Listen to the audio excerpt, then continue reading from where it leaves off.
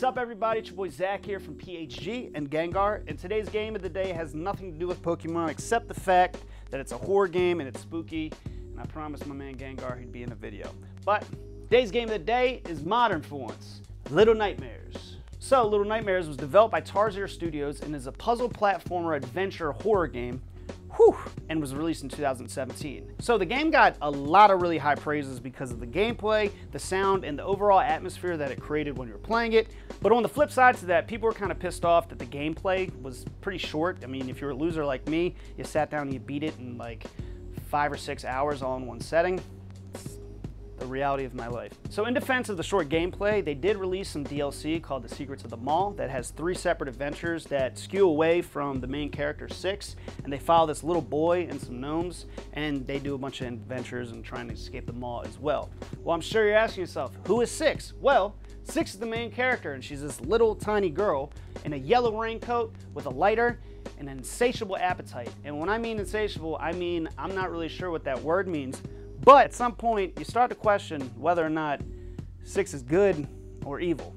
And maybe they got her on that ship for a reason. And if you play the game, you'll know what I mean. So you start off as 6 waking up from a nightmare where she just saw this terrifying geisha-looking lady who you come to find out is in the game and is just as terrifying as she was in that nightmare. But you're in these dark, wet corridors of what you come to find out is a ship called the Mall, which shows up once a year, loads passengers on, and they never leave. So as you progress through the game, you get a sense of why it's so awesome yet terrifying is because of the enemies that you face. You have these twin chefs who look like potato people with Buffalo Bill skin masks on their face. Then you have the janitor whose name may or may not be Roger, but I'm pretty sure he's like the caretaker, and he like kind of corrals all of the captured children, and he prepares the food, does a bunch of other weird stuff, and he's blind, and he's got these really long creepy arms, and he'll climb up through the house, and he tries to hear you and sniff you out. And once he gets your scent, it gets pretty scary.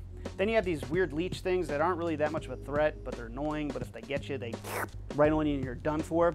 And then you have the guests, the people that get onto the mall. And the house guests are the creepiest thing about this game by far. Not just because they're these fat, disgusting, bowling ball, Wally looking people. It's because of the backstory of like what happens to them and like why they're there.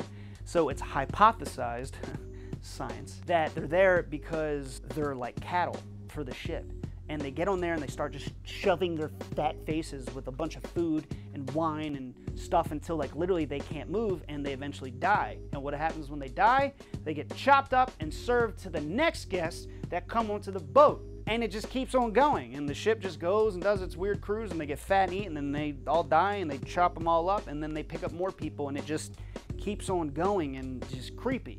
And last but not least, you have the lady right here, who's the one from the dream that looks like a geisha, and you come to find out she's like obsessed with vanity, but she hates the way that she looks. She'll just stand in front of a mirror that's broken with no reflection, and just brush her hair and hum like really creepy music.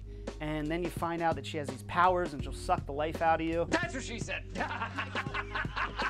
But overall, the gameplay and the whole ambiance that you have while you're playing, which is like a Coraline / Nightmare Before Christmas vibe, which is like creepy and scary, but still like comforting and safe.